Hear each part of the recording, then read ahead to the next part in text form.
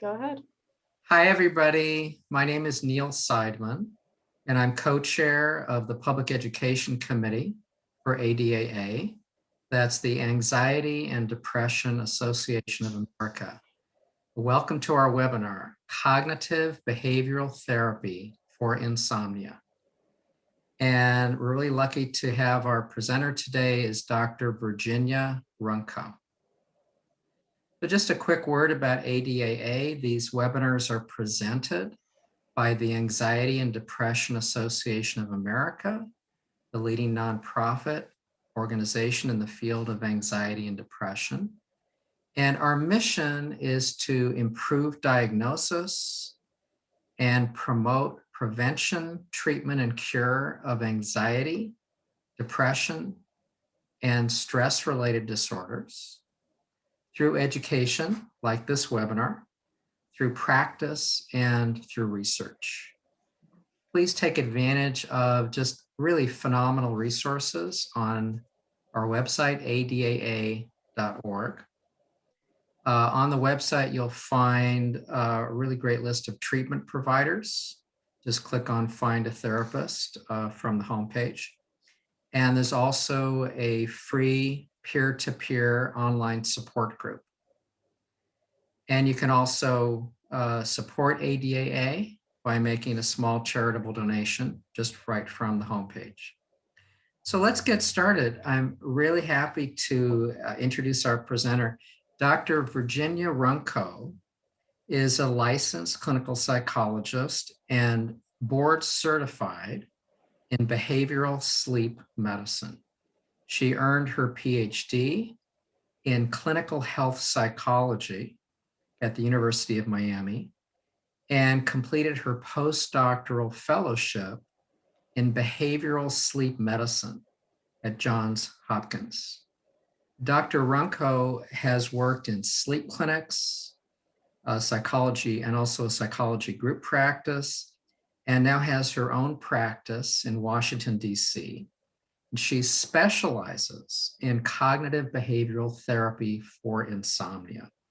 By the way, the abbreviation is CBT-I, Cognitive Behavioral Therapy for Insomnia. And she also provides psychotherapy for other conditions, including anxiety and depression. And her website, you can see on the screen, is dcpsychandsleep.com. So let me turn it over to Dr. Runco. Thank you so much for presenting today. Sure. Thanks for having me. So let me first confirm, Neil, can you see my screen okay? Yes, looking good. Excellent. Okay. So thanks very much for having me and for you all for tuning in. I hope this is very informative. It can help. Like Neil said, this is about cognitive behavioral therapy for insomnia, or CBT-I. So I have a series of slides here that will hopefully help us understand what is insomnia and some of the nuts and bolts of the strategies within CBT-I, and that will let us have a dialogue because we can share the language and start digging into the details about it.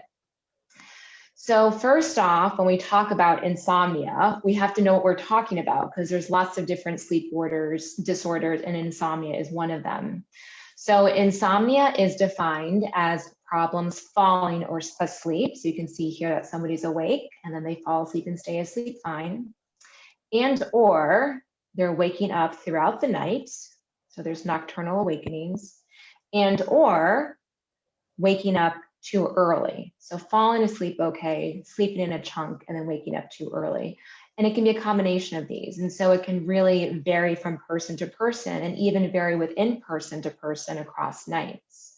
So essentially it's difficulty falling and or staying asleep. Also, insomnia has to cause some kind of daytime impairment or problem. So that can be anxiety about the sleep in and of itself, fatigue, sleepiness, concentration difficulties, irritability, grumpiness. I'm sure we've all had at least a few nights of our lives of poor sleep, and so you know how it can impact you negatively. And so there has to be some kind of negative impact like that going on. So it isn't just having one or two bad nights of sleep, it's like it's really affecting my life in a significant way to be insomnia. Right. And also, if we kind of get down to the nitty gritty, there is criteria based on frequency and duration. And so by the book, the definition is there has to be difficulty sleeping at least 3 nights a week, and it has to have been going on for at least 3 months. And so to your point, yes, there has to be some persistence with this. So if we determine we have this, which by the way, we don't do a sleep test to test for insomnia, an overnight sleep test is not required. It's sometimes helpful if you're trying to rule out things like sleep apnea or periodic limb movements, but you're not going to get a sleep study that says, here, we got a sleep study and it shows that you have insomnia. It's really a diagnosis that's made by talking to your provider. They're getting a history from you. You're self-reporting how things are going, and based on those questions and conclusions and interpretations, then the provider diagnoses you with insomnia. So once a diagnosis has been made, How common is insomnia? So for more of the chronic insomnia that we're talking about here, it's about 10% of the population. Of course, 10%. There's variation depending on the studies that you look at, but in general, about 1 in 10. And in terms of more transient or situational or acute insomnia, where it may not actually meet the criteria of at least 3 months or at least 3 times a week, that's more common as you would understand it to be, and that's about 1 in 3. So at any one point, there's about 1 in 3 people are having difficulty sleeping, and 1 in 10 have been having trouble sleeping for a long time. So this is a huge issue. A huge issue. Yes, absolutely. That's why, for better or for worse, I will never be out of business. But it means we have our hands full, because we have lots of people that need help and they're not being able to get the help that they need. So things like this are great, so they can try to figure out how to get this help. So once we determine that, yes, it looks like there's insomnia, which by the way, can coincide or be comorbid or co-occur with other disorders like sleep apnea. So just because you have sleep apnea doesn't mean you don't also have insomnia, or just because you have anxiety or depression doesn't mean that you also don't have insomnia. That should have independent treatment. So that's another key point here, is that in the past, insomnia was often thought to be more as a secondary disorder, where it's secondary to some kind of primary disorder. So if the thought was anxiety is the primary disorder and insomnia is simply a symptom of that, well, let's just focus on anxiety treatment and the insomnia should go away. And what they found is that that's not necessarily the case. Sometimes the anxiety, though well treated, the insomnia can persist. And even if the insomnia, or with the insomnia persisting still, that can actually give a relapse into then having an anxiety or a depressive episode down the road. And so really the guidelines are to try to treat both more targeted simultaneously, both the quote unquote primary disorder and also the quote unquote secondary insomnia disorder. We've actually gotten rid of that language in the more recent DSM and ICSD, which is the sleep diagnostic classification for sleep disorders, where they just call it insomnia disorder now. They used to have the term primary insomnia. So that just also highlights that this should get more focus and attention for its treatment. So Dr. Runco, let me make sure I'm understanding. This is a very, very important point, that it used to be often that, if my main problem was, say, anxiety, I was also having sleep problems, that the tendency was, well, let's just work on your anxiety, and the sleep problem is just kind of secondary, and so we won't really address that. But what I'm hearing now is, the insomnia is also something that has to be addressed. So tell me if I'm hearing this right. Since let's say I have anxiety, or I have sleep problems, I have insomnia, and I also have anxiety, or maybe I also have depression, or maybe I'm just dealing with the stress of the pandemic and that's affecting me. Mm-hmm. What I'm hearing you say is that, it's important to address the insomnia as its own issue. Yep, absolutely. So this is, and the kinds of resources that you're going to share with us can be helpful regardless of what other issues I might have going on.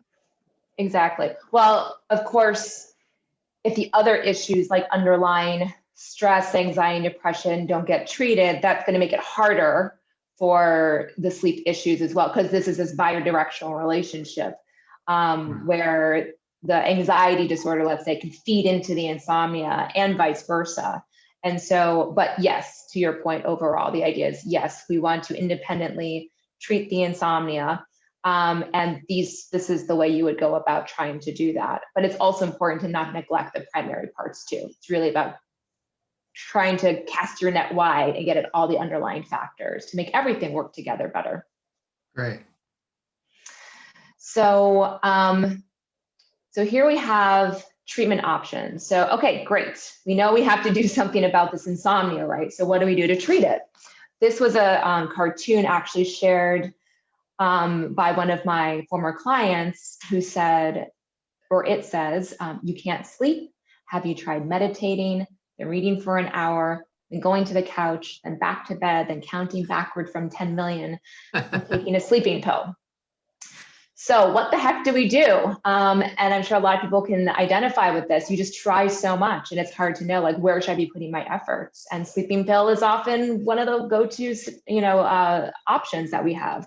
So yes, there are lots of sleeping pills. There's lots of medications, and there's different classes of sleeping pill medication. There's the benzodiazepine receptor agonists. So these are called the Z drugs, like zolpidem. So Ambien, Lunesta, Sonata. More the classic benzodiazepines like Xanax or Ativan. There's off-label use of some antidepressants like trazodone or amitriptyline, as well as some off-label use of antipsychotics like Seroquel.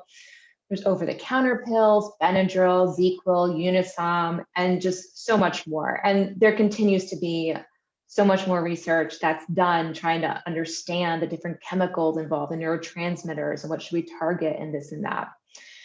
And at least where it is right now with the state of the science, what's really recommended is cognitive behavioral therapy for insomnia, or CBT-I, above and beyond and before sleeping pills. And so that's primarily what we're going to go into. As a psychologist, I don't prescribe medication. I often see people, not surprisingly, on a lot of sleeping pills, but that's not necessarily my expertise. Dr. Runka, I'm sorry to interrupt. Sure. If I get a prescription or a recommendation from my doctor for one of these sleeping medications, should I combine that with CBT-I? Is it better to do both, or what does the research show there?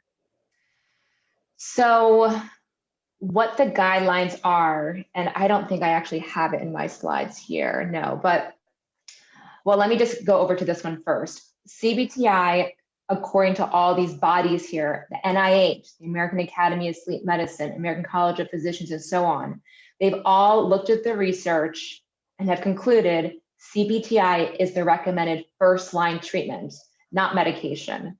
So in an ideal world, people would first all be given CBT-I before sleeping pills even touch their mouth or tongue. So that's kind of the recommendation of what should be done. The American College of Physicians, if you dig into their specifically, what they essentially have as their guideline is a strong recommendation is everyone should get CBT-I. And then their second recommendation, which is a weak one based on the evidence, is that if CBT-I doesn't work for you, then you might consider having a conversation with your doctor about medication. So you can see in reality, it's more like the opposite ends up happening, where the default is more so sleeping pills. And then once a patient is like hitting their head up against the wall because they're either not sleeping well on it or they just don't want to be on it, then their physician might start digging around for alternatives like, well, maybe there's this CBT-I thing. But really what should be done based on the science, based on what we know thus far in research, based on what these very respectable people that have looked at the research conclude, is that every adult should be getting, with insomnia, should first be trying CBT-I before medication. Now, have I seen people that are on sleeping pills? Most of them are, yes. And then when we start treatment together for CBT-I, I don't have them rush to get off their sleeping pills. I try to do the CBT-I while they're still taking their medications. And then once they're hopefully sleeping well with that combination of CBT-I plus sleeping pills, then they can start tapering off or weaning off the sleeping pills. And now they have the CBT-I to kind of replace it so that hopefully there is no insomnia rebound. That's how I personally generally approach when there's a combination approach going on of pills and CBT-I. I know that there's other providers that do CBT-I work that might recommend more strongly for patients to first get off the sleeping pills before they even start CBT-I. So there's a little bit of, clinical judgment and preference for what to do. But that's what I personally do. And I'm not sure there's actually research. That makes a lot of sense. Thank you for laying that out for us and clarifying what the research shows, and then just what you do as a practical matter when it comes to you and is already taking the sleeping pills. You have kind of more of a maybe a gradual approach, but putting the emphasis on the CBT-I. Yeah, and I see a lot of people with anxiety. They might have strong sleep-related anxiety, or they might have just generalized anxiety too. And so if I'm taking away that pill immediately before we even start CBT-I, it's just going to be an uphill battle. So I'd rather let's keep the anxiety at bay, build up these skills, build up some confidence, and then that seems to be a smoother transition.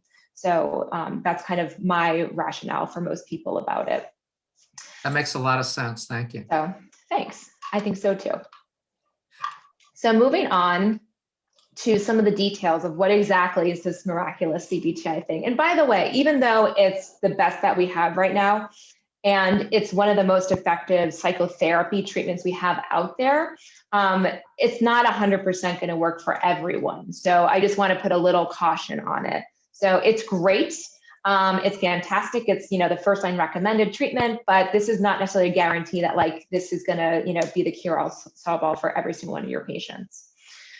So it's a short-term treatment in the scheme of psychotherapy treatments. So it's generally, I do weekly sessions usually, and there's usually 4 to 8 weekly sessions. And over that time, you're going through these various strategies with them. And we'll go through each of these to make sure people understand what they are. So there's stimulus control, sleep restriction, cognitive restructuring, relaxation training, and sleep hygiene. So stimulus control is based on classical conditioning. So now we're gonna go back to our Psych 101 courses where we talked about Pavlov and his dogs, where before any conditioning or learning takes place, dogs naturally salivate to food, but they don't salivate to a bell. During the conditioning phase, the bell and food are paired together and the dog is salivating. And then after a lot of pairings like that, when just the bell is presented, the dog will naturally salivate now to the bell. So, the dog isn't thinking, oh, there's that bell, I'm going to get some meat powder or food, so I'm going to, make myself salivate. It doesn't work like that. It's this underlying automatic kind of conditioning that happens where things are happening in the brain, just make it happen based on pairings. So taking that, we think about what is happening with insomnia. So for many people, when they can't sleep at night, they often remain in bed trying to sleep, or at least hanging out in the bed in the hopes that they might get sleepy enough to fall asleep. And so what is that? So essentially what's happening is that the bed is paired with wakeful states. And not just being awake, but sometimes more physiological or cognitive, more aroused states of frustration, agitation, or stress and anxiety, right? Your heart rate going up. This isn't conducive to sleep, feeling that way. Of course not. It is not conducive to sleep at all. In that moment, it's not great. And it's also not great when we think about this conditioned arousal concept, because if you're pairing all these wakeful states with sleep over and over and over and over again, then just like that dog, when you go into bed or when you wake up and you're in that environment of that bedroom in bed, that bell starts to ring and the body can automatically start to produce more heightened levels of wakefulness, from which is harder to get back down from, to be able to get into that nice calm state to sleep. So I've built up an association that is not helping me with my sleep. Right, right. And it's more, I think people don't appreciate that. It's more than just kind of what you are aware of in terms of the association. It's this underlying automatic piece that's happening as well that physiologically primes you to just not be able to be as sleepy in the bed as someone that only pairs the bed with sleep. So it's working, unfortunately, against people with insomnia. So what is what is stimulus control? So stimulus control is a CBT-I technique that is trying to target and decrease that conditioned arousal. So what we mean by decreased conditioned arousal is we want to break this pairing between bed with wake. That also means inadvertently that you're increasing conditioned or learned sleepiness, where you are now strengthening the pairing of bed with sleep and falling asleep quickly. Bed, sleep, bed, sleep, bed, sleep. So that over time, hopefully you hit your head on that pillow and you fall asleep. You might know people like this. Maybe you're someone like this, although you probably wouldn't be listening to this if this were you. But somebody seems to be wide awake. And then as soon as they go into their bed and bedroom, they just are able to fall asleep. And part of that is likely because they are conditioned to be sleepy in that environment. So that is working for them to help them with sleepiness. So this is the stimulus control idea. So specifically, what this means for execution is that you're not supposed to engage in any wake activity in bed. So that's just kind of the baseline in terms of, no eating in bed, no watching TV in bed, because all that is wake stuff and you only want to pair sleep with bed. No working in bed. Ideally, you also try to protect the whole entire bedroom itself also for just sleep. So not just the bed, but also the bedroom if that's possible. So you only use the bed for sleep. So that's one piece. And this is one that I tend to be a little bit more flexible on in some cases. Maybe it's because I myself do a little bit of reading before bed and it doesn't seem to cause problems. So if there's like a little bit of reading before bed, I'm usually not a stickler. But if we were following this to a T, then if you're someone that reads before bed like me, you would do that somewhere else. And then you would only physically get into bed when you are ready to try to fall asleep. So the idea is that I'm associating my wakeful activity with a different setting. Exactly, a different stimulus. Not lying in bed. And I'm associating head on the pillow with sleep. Exactly, right. You're training your body to understand that as soon as I hit my hand on the pillow, that should be falling asleep. It's not reading time, it's just sleepy time. Now, the harder part usually for most people is, okay, fine, I don't do any of that stuff in my bed anyways. I only release my bed to try to sleep. But this also means that let's say you go to bed and you try to sleep, but you have insomnia, right? Then, and there's a little variability here, but the rough guideline is if about what feels like 15 to 30 minutes has passed and you're not falling asleep yet, you're still awake, you've been awake that whole time, then you're supposed to get out of bed. And this might happen on the front of the night if you can't fall asleep. This could happen in the middle of the night. If you wake up in the middle of the night and you can't, and it's taking you a while to fall back asleep, you're supposed to get up. Or if you wake up, let's say your alarm is set for 6 and you wake up at 5:30 and you can't fall back asleep and another 15 minutes has passed, you're supposed to get out of bed. So you're really trying to get yourself and pull yourself out of bed if you're having those moments of insomnia. That is really challenging to do, especially because of the logic and the rationale behind all the stimulus control stuff. It's really focused on improving things in the long term. Conditioned arousal, conditioned sleepiness, these are things that take many nights to develop or to break. And in that moment at night, if you're lying in bed trying to sleep and you can't sleep, it's very hard to rationalize yourself. I'm going to get up and go watch TV because that might stimulate you, right? Like you're going to get up, you might be awake for maybe another hour versus if you just stayed in bed and rested, you might eventually fall back asleep in maybe only half an hour. So why the heck am I getting up and doing all that nonsense?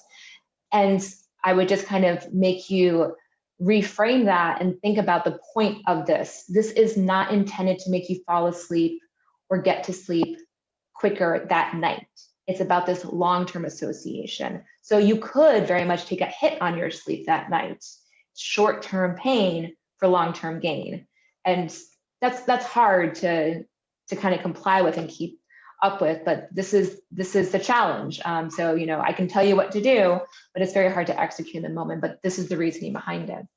So the idea is if I say it's my bedtime, or maybe during the night, or maybe early in the morning, and I'm lying in bed trying to get back to sleep, and if I just have like a sense that it's probably 15, 30 minutes somewhere in there and sleep doesn't seem to be coming, then CBT-I would really like me to roll out of bed and go into a different room ideally. And I could Yeah, be sick, but don't do it on the bed. right. And just to be clear too, don't be timing or looking at a clock for like, has 15 minutes passed, has 20 minutes passed. So, you know, in general, as a sleep hygiene rule, clock watching is a bad idea. So you try to eliminate time cues in the bedroom. And that also is the case for this. And so this is really, if it feels like 15, 20, 30 minutes or so, but yes, then you would get up. And in terms of what you can do when you get up, just avoid common sense things that would be bad. So what I usually recommend, anything quiet and sedentary. So reading's fine, TV viewing is fine. Just make sure you're not watching something that's going to work you up. And if violence works you up, avoid violence. If crime dramas work you up, avoid crime dramas. You know, you want to be able to kind of remain entertained enough, but you don't want to get kind of overly stimulated. And you also don't want to get overly invested so that you want to finish the book before you go to bed or finish the movie before you go to bed. Some things to avoid. So, I mean, avoid caffeine in the middle of the night, avoid too much physical activity, try to avoid exercise, try to avoid warm showers or baths in the middle of the night. But, you know, you can do quite a bit in the middle of the night. And some people will even kind of save some of their chores, light chores, folding laundry, putting the dishes away, doing dishes.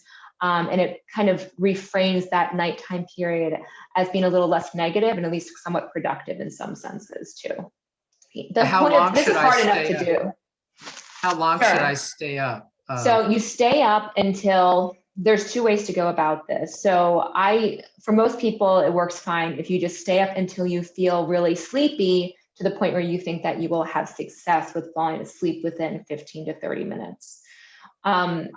If that doesn't work for you, because if you're one of these kind of people that you kind of overanalyze and overthink things, and so you're kind of wondering, oh, am I sleepy enough? Am I not sleepy enough? Should I go back now? Should I wait another 5 minutes? And like all that cognitive chatter and worry is now like making you more ramped up, then just make it simple and pick a predetermined amount of time and say, okay, I'm going to watch this one show that lasts whatever, half an hour, 45 minutes.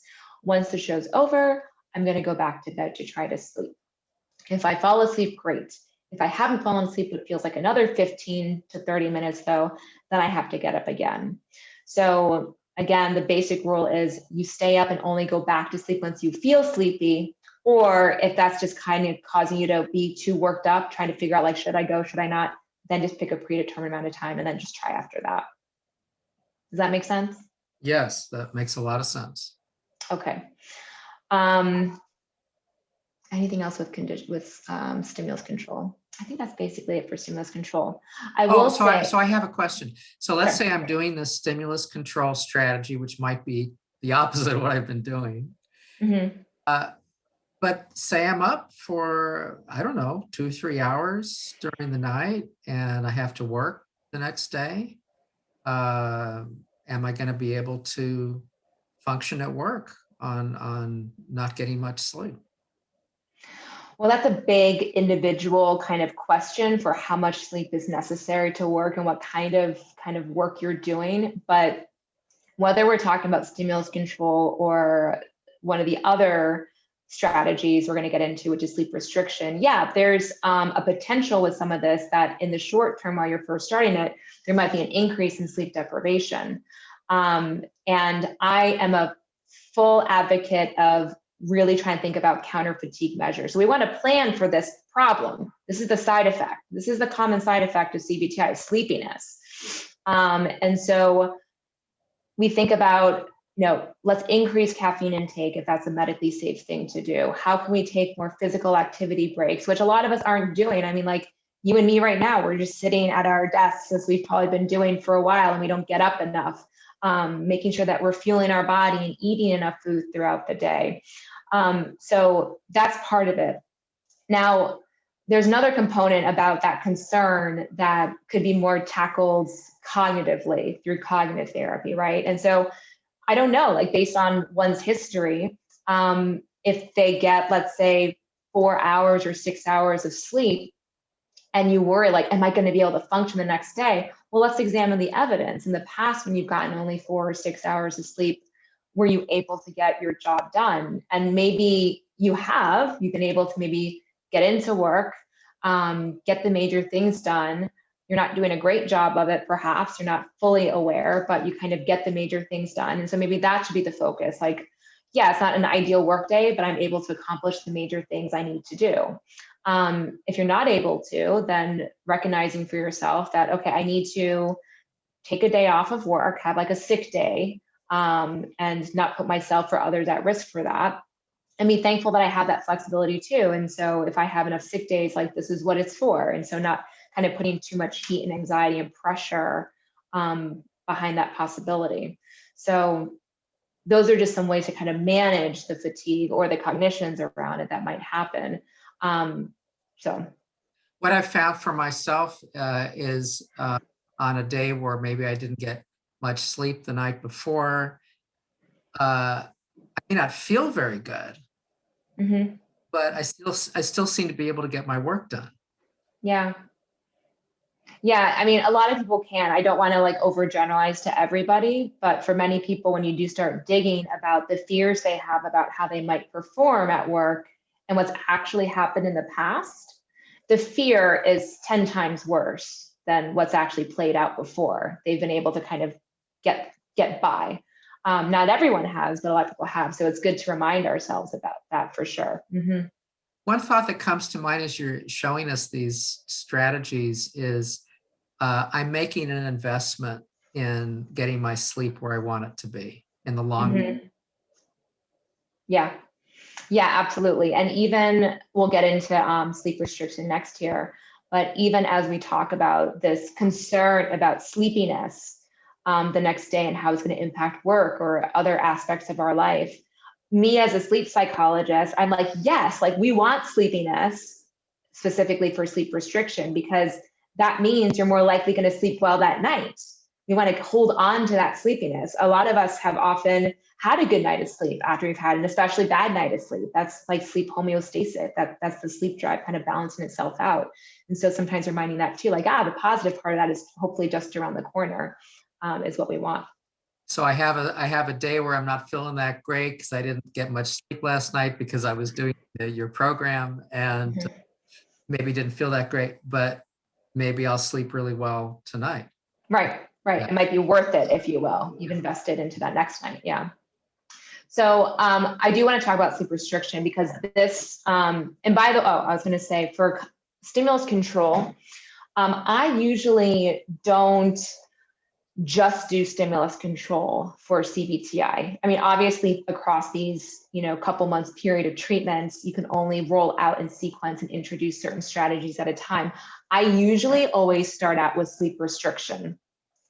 And then with sleep restriction, I might start stimulus control at the same time, or I do stimulus control at a later time, because stimulus control, the payoff for that doesn't seem to be as immediate. And it's a hard thing to really follow through on. Sleep restriction, on the other hand, although it's also difficult to execute on, the payoff for that is more immediate.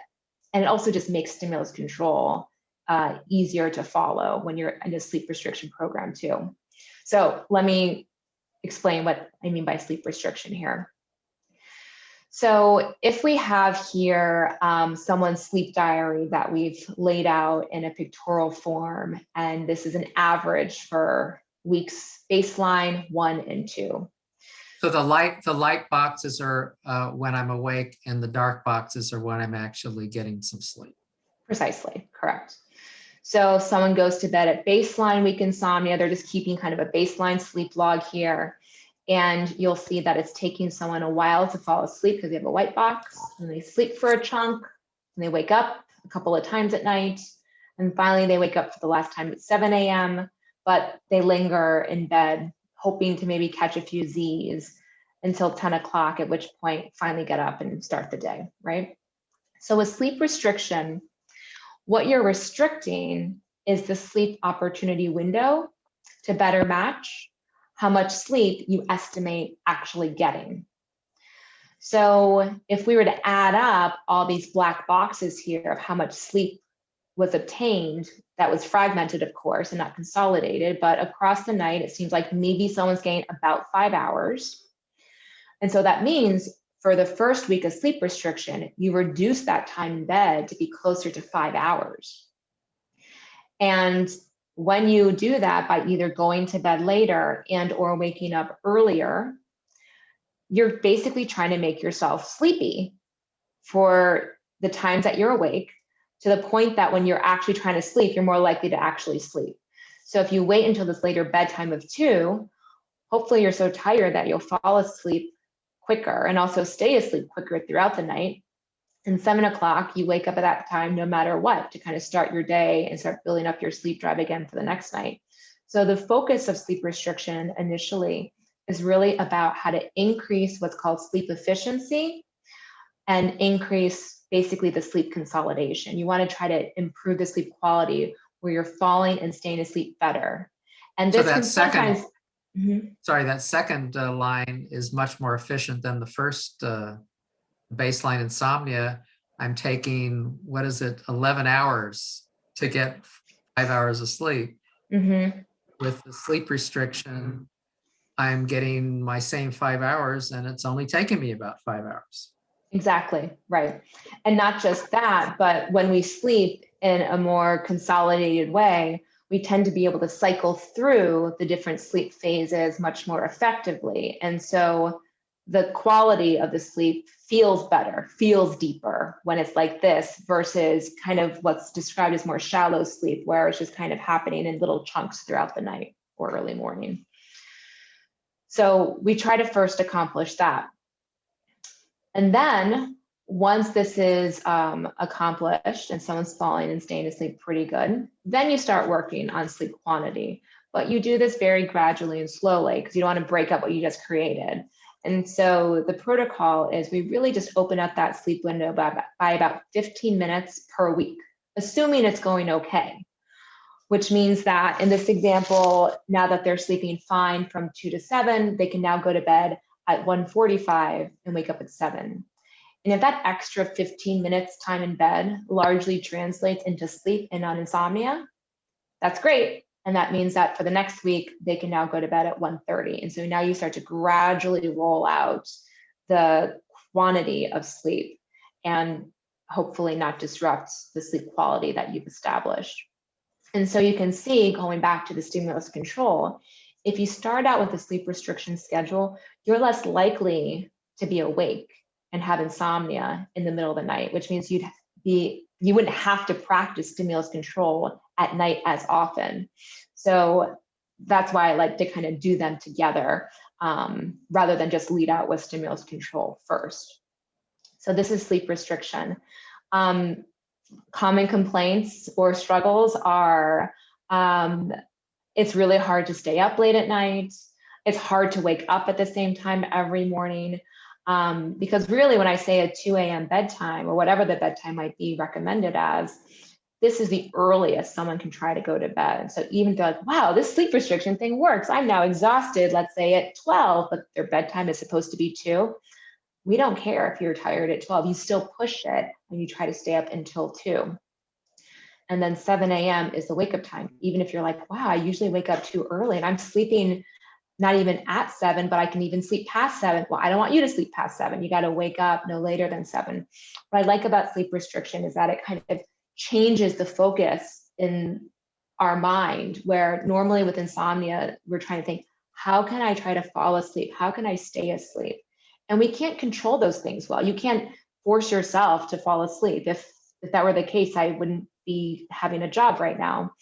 What instead with sleep restriction we focus on is what you can control, which is the wakefulness piece. You can force yourself to stay awake until whatever your bedtime is. You can't force yourself to wake up in the morning when your alarm goes off. It might be very difficult, but that is something that you can control. And by doing that, the falling asleep piece should fall into place more easily. This makes so much sense. Maybe you're going to get to this next, but how do I get myself to, so I get the idea, but how do I get myself to stay up until 2 a.m. if I'm, really sleepy and would just love to get into bed?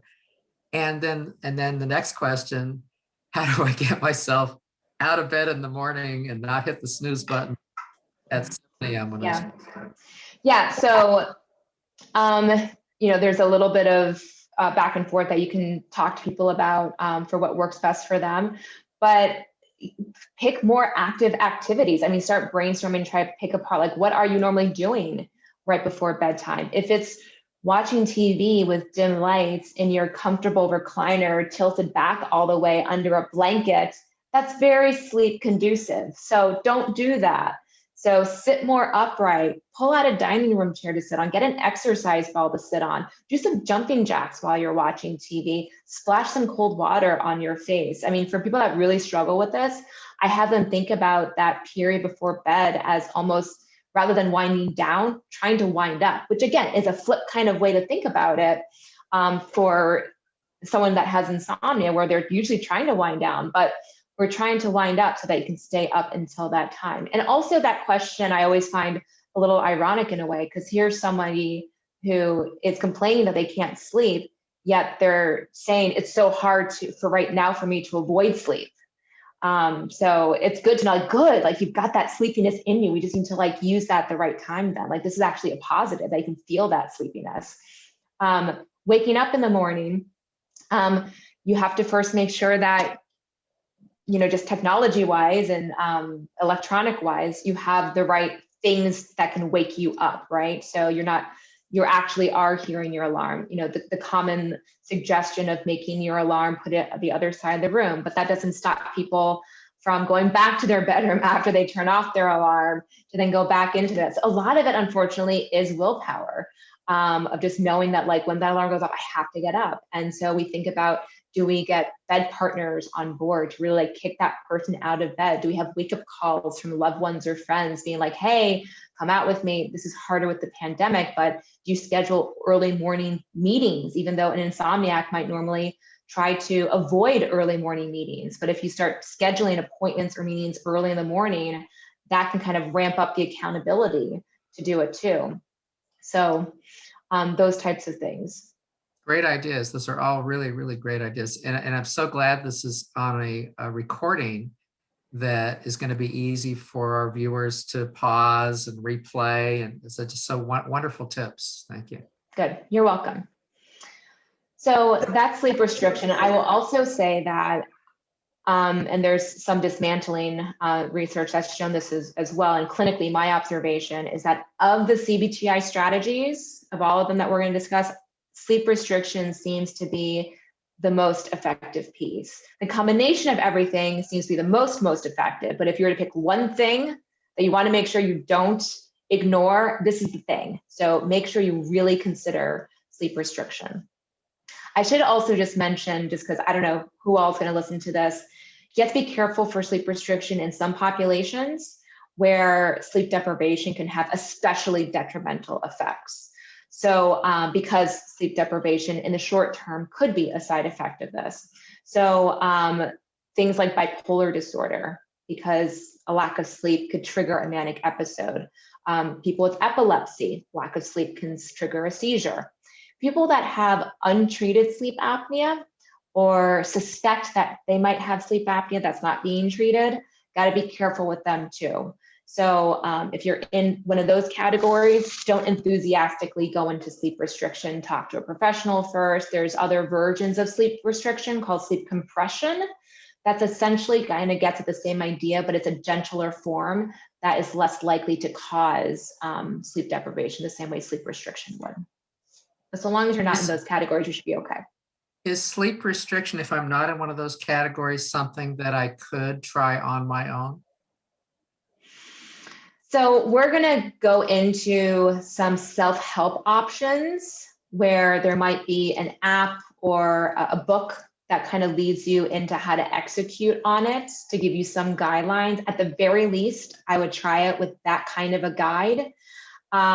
And if you have the time and resources, I would suggest trying to meet with a professional to go through it, because there's some nuance to this stuff too. And so you don't want to overly restrict yourself, or you don't want to not dose it enough where you don't restrict yourself enough so you don't get any benefit. So there's a little bit of, it seems very formulaic and easy in practice and theory, but when you kind of start getting to the nitty gritty of it, it can be a little bit more challenging. And it's not always about sleep restriction too. There could be other things that like, oh, actually I need to address this, and that's why sleep restriction isn't working. So I do try to encourage people to kind of feel empowered and kind of take control and do what they can, but I would at the very least like kind of read a book or go through a self-help program before really trying to do the sleep restriction on your own. If you were to kind of like play around with it and be like, well, maybe I'll just try to go to bed like an hour later, rather than, and let's say they guess that they're probably awake in the middle of the night for a total of 3 hours. And the idea of restricting themselves by 3 hours is too much. Maybe just shave off an hour. That's kind of like sleep compression. So you might be able to get away with doing that a little bit on your own, and not necessarily have to read a book. So you can kind of do like a baby step in that direction. But it may not be enough, so you may not see a benefit. Then I wouldn't want you to discount the whole idea of sleep restriction if that doesn't work. Thank you. Sure.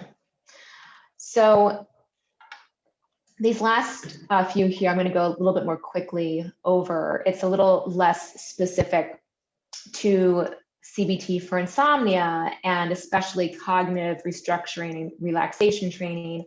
It overlaps largely with CBT for other disorders, including anxiety and depression and whatnot. So cognitive restructuring, it's really about diving into the cognitions or thoughts that we're having and trying to modify the way we're thinking about things, reframing our thoughts differently so that we don't feel as distressed. And so this is often an important component for insomnia, because especially when you're not sleeping at night, because your prefrontal cortex is not firing very strongly, you can have all kinds of spiraling thoughts.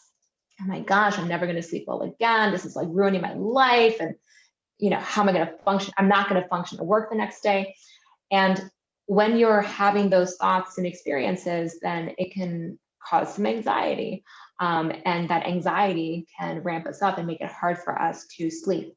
And so trying to get us into as calm of a state as possible, we try to decrease the distress or the intensity of those thoughts.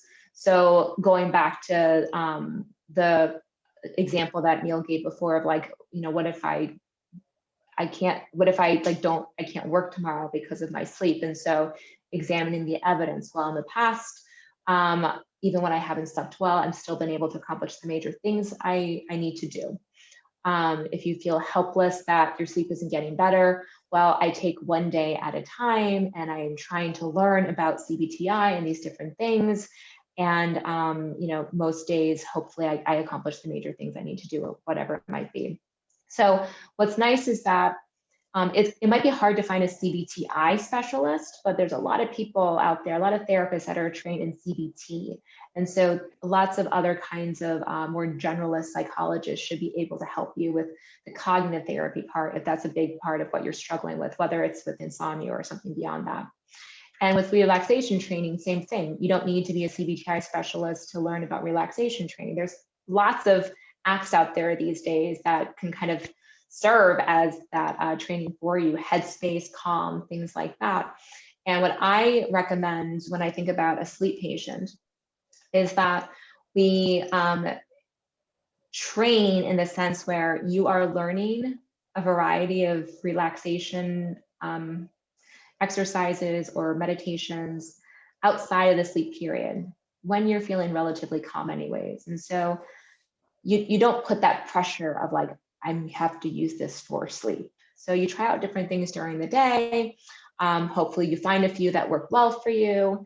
And then once you practice them, and so you're comfortable with it and you think that it is effective for you, then you can use it as needed for sleep. So I just don't like the experience that I've heard too many of my patients go through, where they only try to do these relaxations or meditations at night trying to sleep. And then when it doesn't work, there's like all this frustration that goes along with it too. So we want to avoid that. I've even had some general, patients.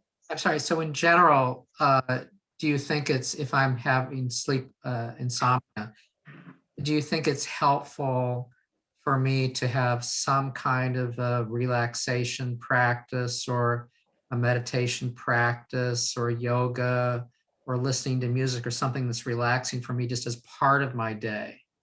Absolutely. If you can swing that, and if you have the discipline and time to do it, I mean, any of us could, whether we have insomnia, sleep issues or not. So I think that is twofold good for someone with sleep problems. So one, it keeps that skill fresh when you're kind of practicing it every day. You're making it effective for you. So it's most likely going to be effective when you need it at night, right?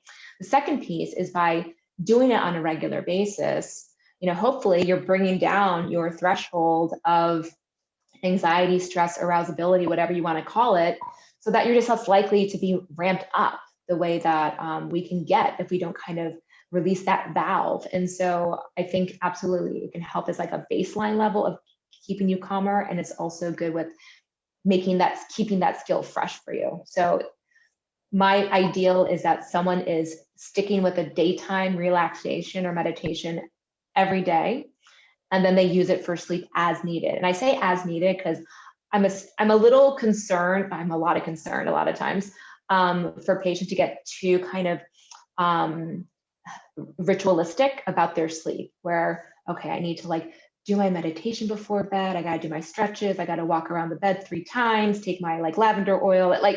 I want to cut that out. That's too much sleep effort, because increased sleep effort just shines a magnifying glass on sleep, puts pressure on sleep. And if those things are unnecessary, let's cut them out.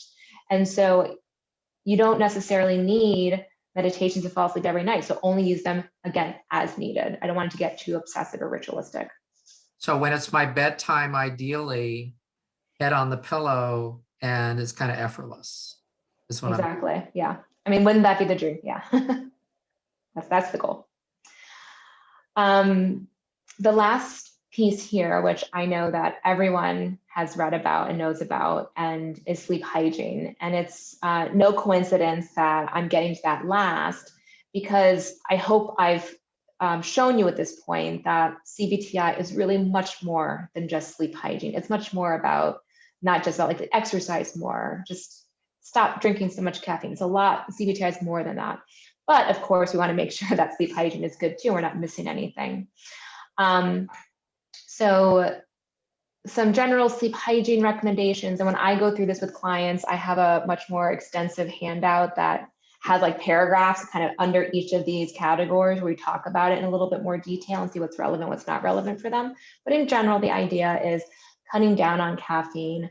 I'm not saying eliminate it altogether, but my general rule of thumb is try to be done with caffeine intake about 6 to 8 hours before target bedtime. Don't go to bed hungry. So, if you end up having a very early dinner and then have a kind of late bedtime, maybe throw in a little bit of a healthy snack in between there.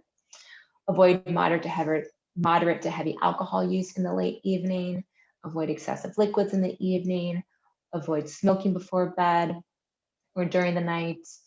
Exercise regularly. Make sure the bedroom is quiet, except perhaps for some white noise that can help buffer against noises that might be blipping around in the environment. Making sure it's very dark and the bedroom's comfortable in terms of mattress, pillow, and temperature.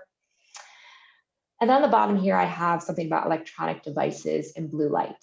There's always so many questions about blue light and melatonin and screens and things like that. So in general, it is a good idea for most people to for their wind down, to try to eliminate or turn off those screens, get off electronic devices for 2 reasons. One, blue light is more concentrated in screens, and blue light in turn can inhibit or suppress our body's melatonin release. And melatonin naturally rises at night. It helps us kind of get into our sleep state. Melatonin helps to regulate our body's natural circadian rhythm. Our circadian rhythm, that's our natural rhythm to tell us when we should be asleep and when we should be awake. So we are artificially manipulating our circadian rhythm by getting light, especially screens and blue light in the evening. So especially if you have trouble falling asleep, I would recommend you cut out screens. Now, there's so many things out there. blue blocking glasses that are often orange tinted. I love those. I have a pair of those myself. There's what's it called? The night shift setting on the iPhone and iPads. There's F-Lux, which is a way to filter out blue light from computer monitors or laptops. So there's ways to kind of still look at our screens, but not get the blue light in there. So we have these blue light filters. And that will help in terms of the melatonin. That will help make sure our melatonin is still being released at night. So that's good. But still, we have to think about how are we using these screens, right? So even if we didn't have to worry about the light piece, it's very stimulating. It can be stress inducing. If you're clicking away, being very active, scrolling through a bunch of stuff, like that is not usually a calm wind down. You want to engage in something much more passive. So something, for example, I would rather you be looking on your phone, watching a lighthearted TV show before bed with blue blocking glasses, rather than you scrolling through the news on your phone, clicking to this article that goes to this article that goes to that article. Then like, oh, I want to buy this off Amazon, and like kind of doing all that active stuff before bed. So kind of what you're doing matters too. So about how long of a wind down period do you recommend? I usually recommend at say- least half an hour. If you can fit in an hour, that's even better. Okay, so I don't have to get off my screens in the whole evening. It's just a half an hour to an hour before my bedtime. At least if someone has more, and this is where like meeting with a professional might help more, if like you have what's more of like a circadian rhythm disorder where it's not so much insomnia, but you're like a night owl where your circadian rhythm seems shifted, where you go to bed late and you wake up late, they might want to be avoiding screens or at least wearing blue blockers at least 3, 4, 5 hours before bedtime, because they're more sensitive to that. But kind of the typical person or the typical person that has insomnia, probably about an hour, maybe 2 hours is all you need. Okay. Mm-hmm. Right. And for anyone that's interested, my favorite blue blocking glasses, which Consumer Reports did a study on, and these came out as filtering out the blue light the most effectively. They're called UVEX, UVEX, Skyper, SKYPER. They look like safety glasses because they are, and they're orange tinted. And so they're not the most fashionable thing to wear, but they do the job. So you can just find that on Amazon. I think they're about $10 or something. They have one model that also fits over eyeglasses in case you wear glasses and need to fit them over there. So those are the blue blockers for that. Okay, so that's sleep hygiene in a nutshell. And I do want to make sure we get to, I know we're kind of going a little longer here. Thank you for hanging in there. But let's talk about also how to get CBT-I. So you either will be able to see a person like me or another provider, or there are these do-it-yourself or self-help options. So if you're trying to find a provider, here are some directories and lists that you can search for. So treatment with a CBT-I specialist, they're likely going to be a psychologist, and board certified in behavioral sleep medicine is ideal, and they'll have these letters after their name. It ensures that they've had a certain amount of education and clinical training that's been supervised by someone that is also board certified in behavioral sleep medicine. They have to take an exam to pass. But there's very few providers with this certification. Last time I checked, only about 200 in the US. But those people are listed here under these two. Now, there are other directories, and these folks may or may not be board certified. And so you can search for them there. So that's how you would find those people. And usually what you're going to find is individual CBT-I. So what I mean by that is that you would meet with the clinician one-on-one versus group CBT-I, where the clinician would have a group where there's maybe 5 people suffering from insomnia, and they're kind of trying to deliver CBT-I to all of you at the same time, almost like a class format. That's more common in the VA for veterans. So in the community, you're probably going to find individual one-on-one CBT-I. I only do individual CBT-I. In terms of self-help options, I used to have so many more books listed, but now there's so many great apps and online programs that I've really shifted the focus to that. But I still love these 2 books. So my by far favorite is Quiet Your Mind and Get to Sleep by Carney and Mamber. This is a really great self-help book for CBT-I. These are legitimate people that are also board certified in CBT-I, have nice worksheets in there and sleep logs. And again, if you're going to be doing this on your own, like it'll help to guide you. And then Greg Jacobs has his book, Say Goodnight to Insomnia. In terms of the internet options, by internet, I mean, I think all of these require you to kind of like, be in front of your computer or a web browser to kind of walk through it, which is separate than ones that are specific for apps. So the internet ones, we have, my go-to used to be Shut-Eye, which was developed by some folks out at University of Virginia. They had quite a bit of research, but it looks like they're gonna go actually into like a prescription-based model. And so it's not available for consumers at this time, but just kind of keep it on your radar because it might be available later on. And I've been happy with what I've seen from them. Sleepia also has quite a bit of research behind it. There's a prof who walks you through, he's kind of your sleep coach, if you will. This is over in the UK, so he's got this like lovely accent. And again, it just kind of walks you through the CBT-I program. The Cleveland Clinic CBT-I program is called Go to Sleep. Path to Better Sleep is created by the VA, and this I believe is free. This is the only free one on this page, so Path to Better Sleep. I haven't walked through that one myself personally. I've walked through Sleepio and Shut-Eye. I think I may have done Go to Sleep a long time ago. Path to Better Sleep I haven't yet, but they usually have really good CBT-I people, so I'm sure it's decent. And a newer one I just found out about last summer at the sleep conference is Sleep Station, which I think is also overseas somewhere in Europe. And it's nice because this is the only one that has some kind of integrated human support. And so if you end up having any questions, you can actually give someone a call or email somebody and kind of get a little feedback.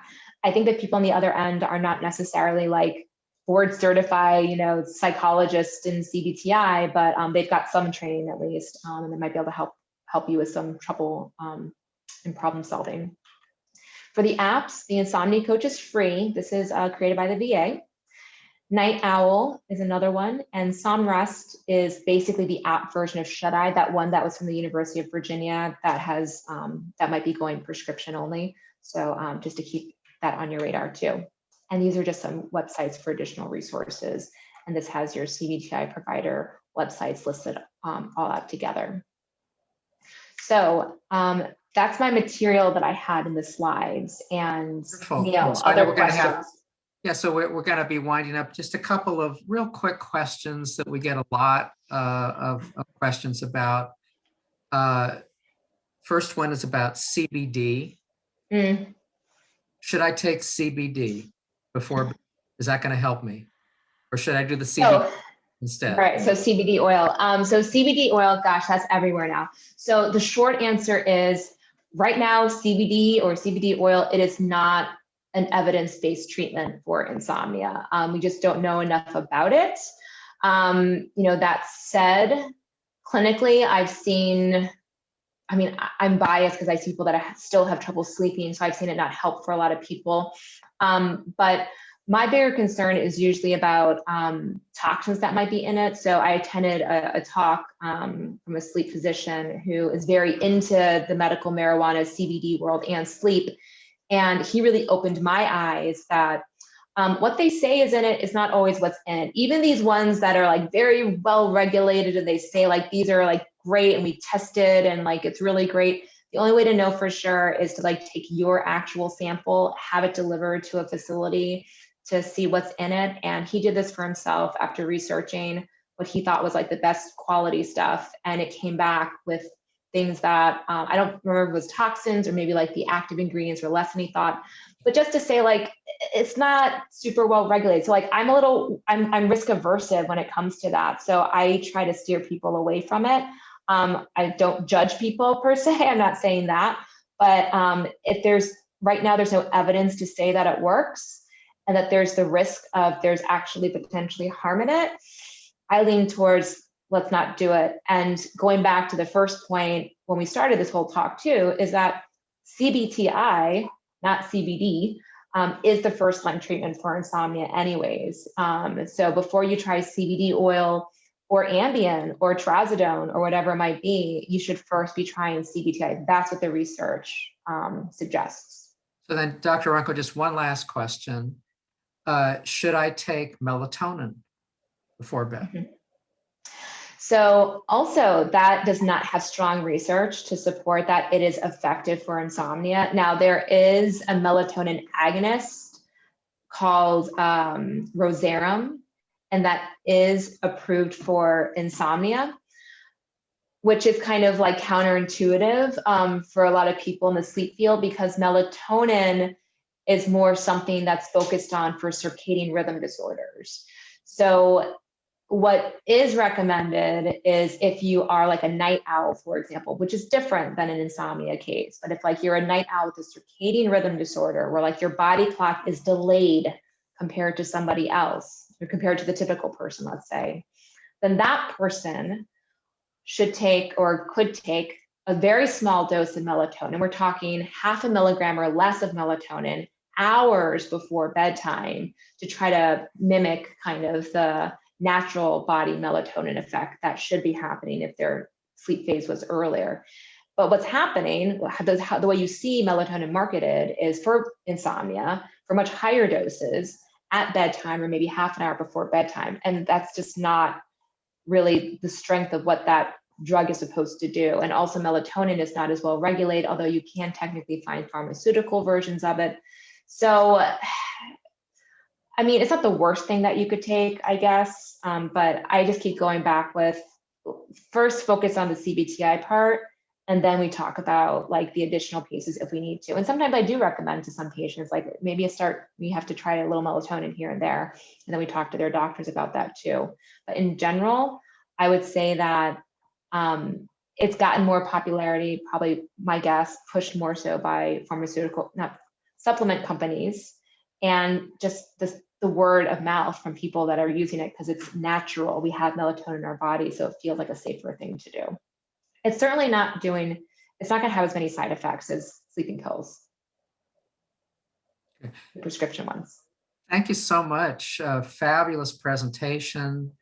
I want to encourage our viewers to really take advantage of just the wonderful resources in the webinar. Replay it, go back, pause on especially some of the later slides to take advantage of all these great resources. And thanks everybody for watching. Please like it and share it, and we'll see you next time. Thanks again, Dr. Runco. You're welcome. Thank you. Bye, everyone.